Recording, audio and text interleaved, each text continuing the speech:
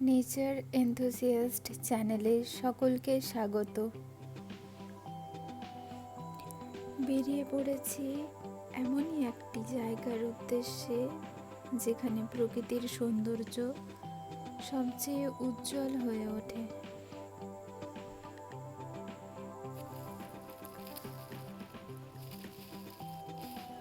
চারপাশে তুষার ধবল শৃঙ্গরাজি মাথা তুলে দাঁড়িয়ে এক অনন্য রূপ তৈরি করেছে।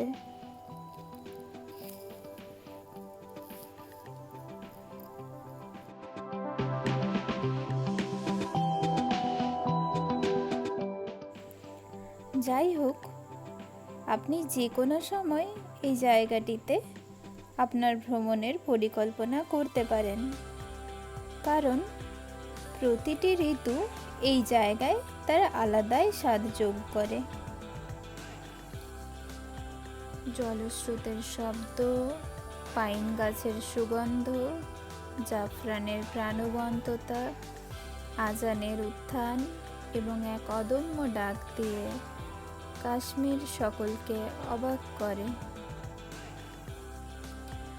কাশ্মীর হলো ঈশ্বরের সেই সুন্দর কবিতা যা তিনি সুখ এবং গভীরতম দুঃখের সর্বোচ্চ রূপ একসাথে অনুভব করার সময় লিখেছেন। এই উপত্যকা কখনো পর্যটকদের বিস্মিত করতে ব্যর্থ হয় না।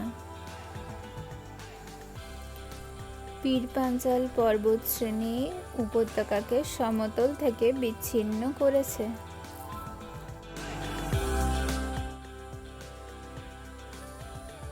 এর যে অপরূপ রূপ তা কখনোই বর্ণনা করা যায় না, এমনকি ভাষায়ও প্রকাশ করা যায় না। শুধু অনুভব করতে হয়, এ শুধু অনুভবে আসে। মনে হয় এই পথ যেন আর শেষ না হয়।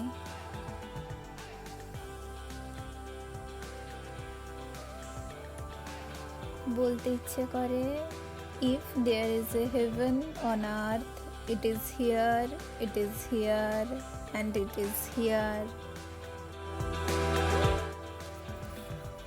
এটি হলো কাশ্মীর ভ্রমণকারী মানুষজনের জন্য সবথেকে প্রিয় একটি গন্তব্য, যা আমরা সকলেই জানি। এটি হলো ডাল লেক,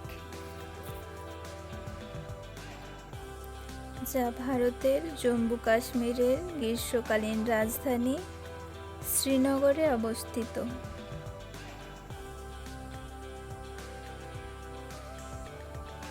এটি এখানকার দ্বিতীয় বৃহত্তম নগর বেষ্টিত হ্রদ। এটিকে অনেকে ফুলের হ্রদ বা কাশ্মীরের তাজরত্ন বা শ্রীনগরের রত্ন বলে থাকে। এখানে যা আপনি সব থেকে বেশি দেখতে পাবেন তা হলো এই শিকারা, এই কাঠের তৈরি নৌকো, যা সাধারণত এখানকার দেবদার কাঠ দিয়ে তৈরি করা হয়। এখানে লেকের যে অপরূপ সৌন্দর্য, স্থানীয়দের জীবনশৈলী, তা সব কিছু আপনি অনুভব করতে পারবেন এই শিকারা রাইডের মাধ্যমেই। এছাড়া লেকের মধ্যে আপনি দেখতে পাবেন অসংখ্য হাউস বোট রয়েছে, রং বেরঙের সব হাউস বোট। আরেক পাশে দেখতে পাবেন পাহাড়ে ঘেরা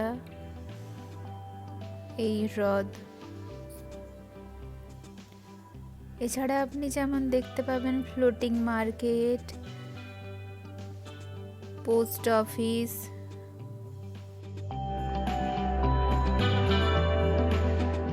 এখানে অনেক কিছুই পেয়ে যাবেন, যেমন কাশ্মীরের বিখ্যাত পানীয় কাওয়া এখানে শিকারার মাধ্যমে আপনি পেয়ে যাবেন। পেহেলগাম যাওয়ার রাস্তায় আপনি পাবেন অ্যাপেল ভ্যালি, যেখানে আপনার চোখে পড়বে গাছ ভর্তি আপেল।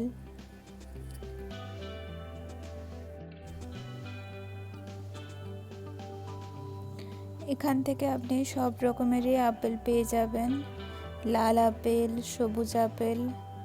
তবে সেভাবে নিজে পাড়ার অনুমতি পাবেন কি না সন্দেহ আছে, আপনাকে কিনে নিতে হবে। কাশ্মীরি আপেল সাধারণত মধ্য এশিয়া, বিশেষ করে মনে করা হয় কাজাখস্তান থেকে উদ্ভূত আপেলের বংশধর। আর এই ফল সাধারণত দক্ষিণ ও পূর্ব এশিয়ায় সিল্ক রুটের মাধ্যমেই ছড়িয়ে পড়েছিল। 12 শতকে কাশ্মীরের একটি ঐতিহাসিক বিবরণ রাজতরঙ্গিনী লিখেছিলেন এমন একজন লেখক কলহন, যার লেখায় আপেলের উল্লেখ পাই। আপনি যেদিকেই তাকাবেন সেদিকেই দেখতে পাবেন বসন্ত বাহার। কাশ্মীর ভরেছে ফুলে ফুলে, যা না দেখলেই নয়। এ হলো নিশাতবাগ, ডাল লেকের তীরে অবস্থিত। নিশাতবাগ কথার অর্থ আনন্দ উদ্যান। এ যাই বলি সবই যেন কম বলা হয়। এই কাশ্মীর হলো এই সত্যের সূক্ষ্ম অনুস্মারক যে কবিতার জন্য সবসময় পাতা এবং শব্দের প্রয়োজন হয় না। পাতা ছিঁড়ে কালি বিবর্ণ হয়ে গেলে জীবন্ত কবিতা হৃদয় স্পন্দন ও আবেগের মাধ্যমে অনুভব করা যায়। এ হলো পশমিনা গোট বা কাশ্মীরি ছাগল, যা থেকে পশমিনা উল তৈরি হয়। এটি কাশ্মীরের একটি জনপ্রিয় পানীয় হিসাবে পরিচিত, কাওয়া, যা স্যাফরন দিয়ে তৈরি। প্রকৃতি মানুষকে অনেক কিছু শিখিয়ে দেয়, এমনকি মানুষও শিখে নেয়। কাংরি, যা জ্বলন্ত কাঠকয়লা ভরা একটি ছোট পাত্র, যা এখানকার মানুষদের শরীর উষ্ণ রাখার একমাত্র উপায়।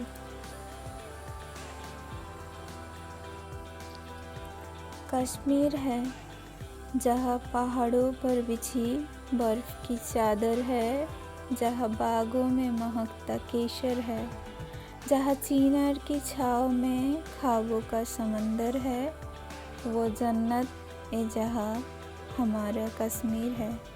সাক্ষী হয়ে থাকলাম আমার স্বপ্নে দেখা বরফাবৃত পাহাড়, নদী, পাইন, দেওদার ও চিনারের জঙ্গলে।